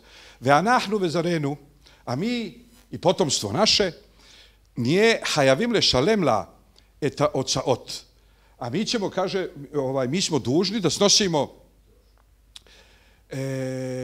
pazite ovako, veata, a sada, anahnu, mi, kol Israel haverim. Tako se zvalo to prvo udruženje koje je on osnovao, udruženje za kupovinu zemlje u Izraelu, kol Israel haverim, svi su jevreji haverim, prijatelji. Kaže, sada mi, društvo, sav Izrael su prijatelji, molimo pokajnice pred vladom pred uzvišenom vladom, a ovo hamemšala, hamaatira, to je doslovan prevod s turskog, uzvišena porta. Jel? Sublime port, uzvišena porta. I kaže, neka kaže, zemlja bude polog. Ne moraju nam odmah predat zemlju. Nek zemlja bude polog dok ne isplatimo cijelu svotu na koliko će oni da procijene zemlju. Zemlja ne pripada i nadalje vladi, Turskoj, i tako dalje. I svaki put kad ga pitaju, dobro, jesi ti blesav? A on kaže, a Miloš? Ok, samo što nam to ne piše, nego je naznačeno rečenicom tipa, a što bi mi bili gori od Rumuna, što bi mi bili gori od Srba. To je ono što je on time htio da kaže. Ok, idemo dalje, opet pogrešan smjer. Ovo smo već pregledali brzinski. Da. U kasnijoj razradi on dolazi do zaključka da Mesija, sin Josefov, ne mora nužno da bude pojedinačna ličnost, može da bude i kolektivna ličnost. Pazite koliko čovjek revolucionaran. Kolektivna ličnost. Kao što kaže i reče Vuk i rekoše mu 7 kozlića. Ne piše reče mu Kozlić Pero, reče mu Kozlić Haso, reče mu Kozlić... Ne, 7 kozlića su skupna ličnost. 40 razbojnika, Alibaba i 40 razbojnika. Reče im Alibaba, rekoše mu razbojnici. Ne znamo mi poimence kako se koji razbojnik zvao. A on kaže ovako, to je knjiga 1843. Štampa je u Presburgu. I kaže ovako, Vesamulajem Rošehad, neka si postave glavešinu jednog, vealumina arec i podignu se iz zemlje, ki gadoljom Izrael, jer je veliki dan Izraela. Reconolomar želi da kaže, tehilata geula i še i kabecu Israel i odbe agudahat. Početak otkupljenja počinje time da će se Izrael skupiti u jednu zajednicu. U vecahat i jedan savjet. Lehasim alehem roš, da postave nada se glavu. U lealot mina areci, da se podignu iz zemlje. Kemoše tirgem, ovo smo sve već imali na drugom mjestu, i kaže ovako. Vekevanše en kijum lekibuc belija cadzekenim, budući da nijedan kolektiv ne može da postoji bez savjeta staraca. Ok? Lahen hatikun harishon hu, stoga je, dakle, prvi tikun, prva rektifikacija, prvi ispravak pogrešnog postojećeg stanja, limnot zkenim hamuvharim šebehol mehozu mehoz, da se izaberu starješine, odabrane u svakom okrugu i okrugu, anče hajl, ljudi hrabri, jire Elohim, bogobojazni, anče emet, ljudi istinoljubivi, bale et save tušija, praktični i pragmatični, lefakeah, da nadgledaju, uleažgijah, da provjeravaju, al iskeha kibuc. Sve što se tiče kibuca. Ok? Sve što se tiče, znači, onih koji su se okupili u zemlji. I kaže, velahen tiknu hašiva šofetenu ahare kibuc galujot, zbog toga, kaže, mi u molitvi kad se molimo, prvo se molimo hašiva šofetenu, prvo se molimo kibuc galujot, da se okupe izgnani, a onda se molimo hašiva šofetenu, postavi nam sudije naše. I sad pazite, ovo je ključno. U lefikocer dati i prema manjkavosti moje spoznaje, ili prema mojoj manjkavoj spoznaji, ha asefaha nivhereta zot. Ova odabrana skupština, reconolomara sefata zkenim, drugim riječima skupština staraca, hi hamašijah ben Josef, ašeranahnu meju adim. Ona je Mesija, sin Josefov, koga mi čekamo. 1843. godine čovjek kaže, parlament može da bude Mesija. Skupština može da bude Mesija. Mesija nije nužno, Mesija nije sigurno čovjek koji dirigentskim štapićem proizvodi čuda i čudesa. Mesija treba da obezbijedi ljudima parnasa, na faku, posao, izdržavanje i tako dalje. Dobro. Samo da vidite gdje Šabac. Inače da znate, Sefardi na Balkanu većinu gradova nisu zvali u nominativu, jer se rijetko o njima govori u nominativu na srpskom, nego bi čuli ime grada, obično u genitivu. Došao iz Šapca, krenuo iz Šapca, pošao put Šapca, snaha iz Šapca, unuka iz Šapca, tako da se grad na ladinu zove Šapca. Nije Šabac, nego... Beograd je Bilugradu, znači Bijeli grad. Sarajevo je Saraj, znači Sarajevo je srednjeg roda, u ladinu je muškog. Istovremeno, recimo, Visoko je srednjeg roda, u ladinu je ženskog, La Visoka. La Visoka je visoko, Kiseljak je muškog roda, u ladinu je ženskog i zove se La Kisela. La Kisela, sa članom, da ne bude zabune. La Kisela. Bihać, ali se u Bosni ne kaže iz Bihaća, nego se kaže iz Bišća. Tako se kaže. I oni su čuli iz Bišća i mjesto se zove Bišća. Znači, Bihać uopšte ne postoji, mjesto se zove Bišća i Tenguna kunjada di Bišća. Imam, jednu kunjadu. On sad ovdje štampa knjigu i vidite, kaže Šabac Bimdinat Serbijen. Ali on ime Srbije ne piše na srpskom, jer on se obraća internacionalnoj jevrejskoj publici, onoj koja sjedi od Londona do Presburga, a oni mahom u to vrijeme, njemački bio jezik visoke kulture, i znači ime Srbije u nekom međunarodnom narativu onog vremena je Serbijen. I on kaže Šabac, Bimdinat, Serbijen. Šta? Sa B ili sa B? Sa B, Serbijen. Dobro, ovo je to čuveno proročanstvo, kao što sam vam rekao, dobit ćete ga već na srpskom, tako da nema potrebe da sad prevodimo sa ladina do u detalje, to je 1837. On govori o zemljotresu, o zemljotresu u Tveri, o damaštanskoj optužbi i tako dalje. Možda još jednu, dvije stvari da spomenemo, kaže ovako.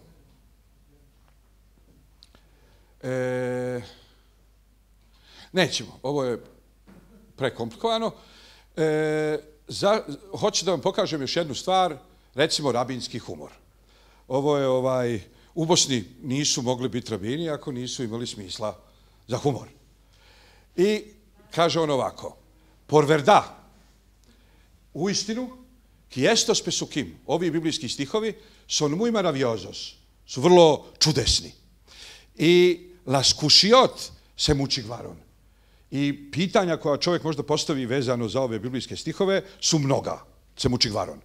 Patron del mundo, sad se on obraća Bogu i kaže Bogu ovako, patron del mundo, gospodaru svijeta, por qué mos demudates de toda umai lashon, zašto si nas učinio drugačijim od svakog naroda i svakog jezika? A Esav le dates Jeruša monte de Seir, Esavu si dao u nasljeđe goru Seirsku. Sin ninguna pena, bez ikakvog zahmeta, bez ikakvog gajreta, bez ikakvog napora. A Amon i Moav le dates Jeruša la tierra de Refaim. Amonu i Moavu dao si u nasljeđe zemlju Refaimsku, sin ninguna pena, bez ikakvog napora. I porque nosotros 400 años de mal y aflicción para tomar esta tierra. A nama si kaže dao 400 godina nošenja sa zlom i nedaćama da bismo zaradili tu zemlju. No escapimos nuestra deuda, istini za volju, to je ono proročanstvo kad Bog kaže Avramu da će 400 godina njegovo potomstvo služiti u zemlji tuđoj. A oni kad izlaze u vrijeme Mojsijevo, to je 210 godina nakon silaska u Egipat, znači 190 godina prije nego što je trebalo da bude. I on kaže ovako, que no estuvimos en Misraim más que 210, jer nismo proveli u Egiptu više od 210 godina. Cayó que vayamos torna en galut en Bavel 70 años. Zbog toga je bilo neophodno da odemo na još dodatnih 70 godina popravni ispit u Vavilon. To je 210 i 70, 280, ostalo je 120. Kaže, no escapimos ni ahí, ali tamo nismo završili sve što se odredio od svih 400 godina. Vinimos en este galut largo y amargo. I došli smo u ovu dijasporu dugu i gorku. Que comimos 1770 malos años i već smo prokutali 1770 loših godina. Ovo se odnosi na 7 dobrih godina, u stvari ne odnosi se, nego je povezano, aluzija, na 7 dobrih godina i 7 loših, a oni imaju 1770 loših godina. Kaže, i comode matanais esto? Kakav je to poklon? La tierra perdimos y el mal nos quedó. Zemlju smo izgubili, a zlo nam je ostalo. Ok? I s tim on završava. Znači, mislim da ste stekli dojam o tome u kojoj mjeri je sve ovo skupa bilo revolucionarno i ne samo revolucionarno u smislu Teslino oružje, pa nikad niko ne zna šta se s njime desilo, nego je sve ovo što je ovaj čovjek napravio kao program, sve se desilo. Izrael nije toga nesvjestan, ima mjesto koje se zove Or Jehuda po njemu, po Judi Alkalaju, i u svakom gradu u Izraelu imate ulicu koja se zove Jude Alkalaja. Međutim, djeca ne znaju nužno zašto se ulice zovu po kome i to je, znate, onaj vic kad kaže se ja morao sjetiti kako ide vic. Učiteljica kaže djeci da za 8. mart napišu rad o čuvenim ženama u uzorima. I sad sutradan se vraća učiteljica i jako je razočaran i kaže razredu, ja ne mogu sebi da dođem. Kaže, 15 je pisalo o Karleuši, 6 je pisalo o Ceci, 3 je pisalo ne znam kome. Nijedna, kaže, da napiše, nijedno dijete da napiše rad o Mariji Kiri. I u to cijeli raz počne da se smije. Ona kaže, šta je smiješno? Oni joj kažu, Marija Keraja, učiteljice. Tako i ovo, ne znaju djeca nužno ko je taj Alkalaj po kom se zove ulica ili ko je taj Jehuda Alkalaj po kome se zove grad. Ima recimo još jedan sarajevski rabin po kome se zove jedna ulica u Tel Avivu. Ona se zove Jehuda Marguza. Ribi Jehuda Marguza. Znači, rabin Jehuda Marguza. Marguza ne znači ništa. De facto, ono što su htjeli da napišu, a nisu znali, je bilo Meraguza iz Dubrovnika. Pritome on čovjek uopšte nije iz Dubrovnika, nego iz Sarajeva. Ali kad je stigao u Izrael, kad su ga pitali odakle si ti došao, on im je rekao iz Dubrovnika, jer nema brod u Miljacki koji provi direktno do Izraela. On je, znači, iz Sarajeva sišao u Dubrovniku uzeo brod, oni mu rekli odakle si ti došao, kaže iz Dubrovnika. Stvarno je došao iz Dubrovnika. Ali to ne znači da je on Meraguza, on je iz Sarajeva i tako dalje. Opšti rezime, znači uvidjeli smo kako je čovjek došao do zaključka da postoji kolektivno pokajanje. Ne pojedinačno pokajanje, nego kolektivno pokajanje. I to je uslovljeno prvim i drugim srpskim ustankom iz prostog razloga što njegov učitelj Ribi Jehuda Bivas sa Krfa, o kome on govori da je bio harizmat, od njegovih dijela nam nije ostalo gotovo ništa zapisano. On je čovjek više bio oralni tip i predavao je verbalno, ali spominju ga raznorazni rabini širom Balkana kao neko ko je govorio, svi se, kaže, ljudi podigoše da osvoje svoj kutak unutar Osmanskog carstva, samo mi sjedimo i ništa ne radimo. Znači, svi su bili duboko impresionirani uspjehom prvog i drugog srpskog ustanka, potom uspjehom Grci su debelo platili svoj ustanak, masakri i tako dalje, ali na koncu dobili državu i njegov učitelj Ribi Jehuda Bivas je imao drugi pristup. On je smatrao da i Jevreji treba da se podignu na ustanak i kupuju oružje i tako dalje. Svi oni su svjedoci istom političkom, geopolitičkom razvoju situacije na Balkanu. Jedni smatraju da bi Jevreji trebali da učestvuju na takav način, da bi Jevreji trebali da se oslobode na takav način, drugi su malo kreativniji, ali u svakom slučaju sve je duboko uslovljeno Balkanom. On čovjek kad stvara svoju potpuno revolucionarnu ideju Mesije sina Josifovog, kao lidera u dijaspori, pa čak kao skupštine, on prvenstveno gleda u Miloša. Mislim da naše male zajednice mogu da budu ponosne na svoju veliku prošlost. Ako god ima veliku prošlost, mogu bi imati i veliku budućnost, ako izvadi ruke iz guzice, tako se kaže u Bosni. Hvala.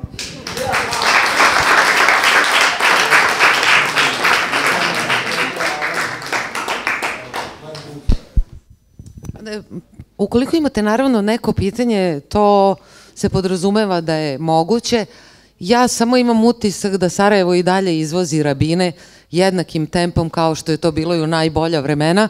I ako smo išta naučili, naučili smo to. Hvala Elijezeri za ovu godinu. Naravno da ćemo nastaviti tradiciju. Dakle, ukoliko imate neko pitanje, izvolite, prilika je da ga postavite.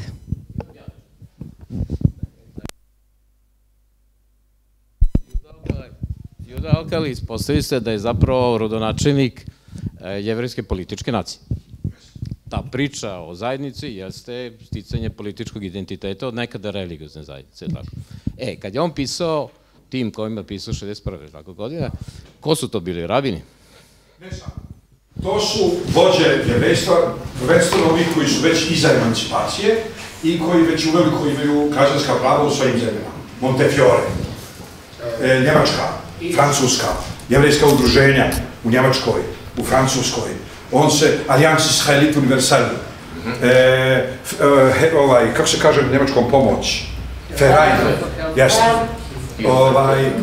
Dakle, ima njemačko jevrejsko udruženje. On se obraća, pojavljuju se jevrejski časopisi, on se obraća, on objavljuje na stranama tih časopisa, on se obraća onome što smo danas zvali evropskoj jevrejskoj eliti. On je svestan činjenice da je u datom momentu istočni svijet, da su i nejevreji istočnog svijeta podložni evropskim silama, te otud ne može doći nikakvo spasenje. Spasenje može doći samo s onog mjesta gdje su se jevreji već emancipovali i ostvarili kao politička grupa koja ima prava u svojim rođenim zemljama. Sad, apropo tvojeg pitanja, to je nešto što sam zaboravio da podvučem. Druga alija je bila potpuno sekularna. Cionizam je počeo zapravo kao duboko religijski pokret, kao što vidite odavde. Mikrofon. Da, mikrofon. Cionizam je počeo kao duboko religijski pokret. Vrlo brzo su, ne vrlo brzo, nakon par decenija, je ono što se zove druga alija, znači drugo veliko useljavanje u Izrael, oni su hajđekovali, da kažem na modernom srpskom, ili kidnapovali na drevnom, na staroslovenskom, oni su kidnapovali cionizam i samim tim su kidnapovali i Herzla. I sve ono što oni govore o Herzlu je truba. Nema veze sa istorijom, nema veze s Herzlom kakvog ga mize. Oni su zapravo projektovali sebe u Herzla. Pošto su oni bili asimilovani i Herzl je bio asimilovan. Pošto su oni bili razočarani u neuspjeh asimilacije, Herzl je bio razočaran u neuspjeh asimilacije. Pošto su oni bili antireligiozni, Herzl je bio antireligiozan. Pošto je njima to sve skupa bilo novo, Herzlu je to sve skupa bilo novo. Naravno da se iz Herzlovih dnevnika mogu izvući raznorazne ideje, jer svako od nas ima upside-a i downa i svako od nas ima momenata beznađa i momenata vizije. Ali Herzl je unuk cioniste iz Zemuna, koji je učenik Rava Alkalaja. Znači, cijela ta stvar. I pritome je potomak čuvenih porodica koje djeluju na ovom području Austro-Ugarskog carstva uz tursku granicu, jel? Porodica Tajtacak, porodica Amigo i tako dalje. I uzgred budi rečeno, Herzl vodi porijeklo od dvojice braće prisilno pokrštenih Jevreja u Španiji, koji su napustili Španiju kao sveštenici, katolički sveštenici. Došli u Holandiju, Španija, Portugal, Holandija, Njemačka, Austrija, stigli u Zemun. Na zemunskom jevrejskom groblju je postojao spomenik toj dvojici braće u obliku srca. Ta porodica se zvala Loibel u Španiji i postoje sefardski jevreji koji su prognani 1492. iz Španije i živjeli u Solunu do holokausta i zvali se Loibel. U njemačkom govornom području je porodica Loibel postala Löbel. U Zemunu je antisemitsko Austro-Ugarsko carstvo imalo numerus clausus, znači ograničen broj Jevreja koji su mogli da stanuju u gradovima tipa Zemun. Gospodin Herzl je imao ćerku koja je imala pravo da nastavi da živi u Zemunu. I Leblov sin se ženi gospođom Herzl i preuzima njeno prezime. Tako da smo od Loibel dobili Löbel, od Löbel smo dobili Herzl i tako dalje. U svakom slučaju vrlo poznata sremska jevrejska porodica, pomiješana sa sefardima do besvijesti, jer su i sami, i Max Nordau je aškenazski Jevrejin, svjestan svog sefardskog porijekla i govori o tome u raznoraznim knjigama, na raznoraznim mjestima on priča o tome kako je njegova porodica s ponosom prenosila španski, ističući kako i tako dalje. Znači ovdje, ako odete u Zemun na jevrejsko groblje, vidjet ćete stvarno, ne samo da su Sefardi i Aškenazi sahranjeni na istom groblju, što je revolucionarno za ono vrijeme, nego ćete vidjeti da su i Sefardi već uveliko aškenazizovani i Aškenazi već uveliko sefardizovani. Znači to jedinstvo nije samo spomeničko-memorijalne prirode, nego vi vidite da se čovjek zove Herman Altarac ili i tako dalje. Imam čitavu jednu prezentaciju na tu temu. Prošetajte jevrejskim grobljem u Zemunu i vidjet ćete germanizovane Sefarde i romanizovane, imate, piše tamo Rabiner Meir Belgrader, znači preziva se Beograđanin. Ok, nadimak porodice je Belgrader. Znači imate aškenazifikovane Sefarde, sefardizovane Aškenaze, germanizovane Sefarde, romanizovane i slavizovane Aškenaze, odnosno južno slavizovane Aškenaze i tako dalje. To kako se ta priča o cionizmu priča, to je samo direktna posljedica da je druga Alija kidnapovala cionizam. Sad, u vrijeme ovih velikih političkih previranja u Izraelu, očekuje se da se napiše jedna nova istorija cionizma, pa sad možda će ona tegliti malo previše na drugu stranu, jer tako to biva. Ali u svakom slučaju ona više nikad neće biti ono što je bila dosad, neće biti priča o sekularnom pokretu koji su hajđakovali religiozni, nego obrnuto. Priča o religioznom pokretu koji su hajđakovali sekularni. Ja vidim da je to kod vas poručno.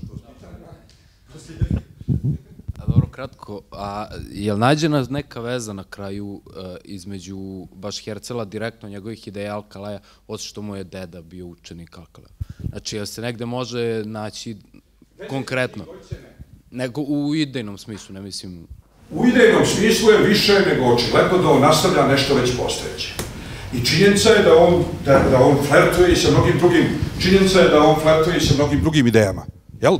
Znači, u jednom momentu razočarani Jevreji Evrope koji nisu uspjeli u projektu asimilacije, čak se pojavljuju sa idejom Ugande. Ne treba nam, nije neophodno da se to dešava, da se radnja dešava u zemlji Izraela, ajde da dobijemo njivu u Ugandi. Bitno je samo, oni su ljudi zapravo svim damarima svog bića osjećali nastupajući holokaust. To danas izgleda sa sigurnošću, možemo da kažemo, jer su oni bili svjesni činjenice da moraju da pobjegnu iz Evrope, jer Evropa im ne dozvoljava ni da budu ono što jesu, ni da budu Evropljani, ni da se, kao što Evropa nije u stanju danas da asimiluje Marokance u Parizu, i oni ljudi žive u svojim četvrtima i tako dalje, tako nije bila u stanju ni onomad da asimiluje Jevreje. E sad, ti ljudi svim damarima svog bića osjećaju nastupajući holokaust i u skladu s tim se i ponašaju. I Herzl, nije sad Herzl učenik Rav Alkalaja i on kaže ne, Alkalaj je rekao ovako, mi idemo ovako. Negdje u Herzlovim dnevnicima, ali to još nisam provjerio, nekom je rekao, pa ako laže, on lažem i ja, nekom je rekao da se negdje u Herzlovim dnevnicima spominje Alkalaj. Jedna mala, Herzl je imao loše odnose sa ocem, a deda Herzl je tata njegovog tate. Tako da i to može da bude razlog zatamnjenja te priče, ali u svakom slučaju stvari, ti možda voliš ili ne voliš ovog ili onog člana porodice, ali stvari koje si upio izbijaju iz tebe, bez obzira na to da li ti svjedočiš o vezi ili je niječeš. Ono što je pokupljeno, ono što je usisano, je dio tebe i ti više i ne znaš odakle si ga pokupio. Zato je meni strašno ide na živce to kao otac modernog cionizma, Theodor Herzl, a šta su oni? Očevi demode cionizma. Onda kaže, ne, oni su bili religijski vizionari. Samo sekundu. Ako govorimo o osnivanju skupštine, ako govorimo o tome da je skupština Mesija, to nije politički vizionar. Pardon, to nije religijski vizionar. To je politički cionizam. Ako govorite o tome da svaki Jevrejin treba da izdvaja 10 i da se od tih novaca kupuje zemljište u zemlji Izraela, to nije kabala. To je politički cionizam. I znači, Herzl svaka mu, što bi rekli Crnogorci, slava mu i čast, kao za Svetog Vasilija Ostroškog. Herzl, slava mu i čast, niko i ne pomišlja da mu oduzme slavu koja ga spada, ali on treća generacija cionizma. Nije prva. Treća generacija cionizma. I cionizam nije počeo, a kao što vidite danas, i neće ni završiti kao sekularni pokret. Da, kontekstualno mišljenje, to je trend savremene historiografije i biblijskog kriticizma. Znači da pokušamo da mislimo na način na koji su mislili ljudi onoga vremena. To su ti utice o kojima ti govoriš, ako sam dobro razumela. I sad, pošto smo videli, moramo nešto da dodam na ono od malo pre, pošto smo videli, jel te, da rabini pišu, Jehuda Alkalaj je pisao, pa mi smo čekali onda 100 godina da nam Eliezer to kaže. Eliezerove knjige su tu. Nemojte da čekamo 100 godina da je nam neko, ako želite, one su vam tu na raspolaganju, a možete da dobijete i potpis. Čak su i na srpskom. Nije na hebrejskom i nije na ladinu. Je li ima još neko pitanje? Od nekog od Netodorića? Šalim se, naravno. A mogu i Todorići ako nema nikog drugog? Pa, hoćemo. Jedan moj prijatelj iz Crne Gore, ja mu kažem, dobro, pa ovo pleme, pa ono pleme, pa kaže on, a ne, Bogom je u Crnogoru 2 plemena, Vasojevići i Nesojevići. Ok, tako da i ovdje imamo večeras Todoriće i Netodoriće kao 2 grupe. Je li ima još neko pitanje? Nema? Hvala vam i vidimo se ako Bog da dogodine.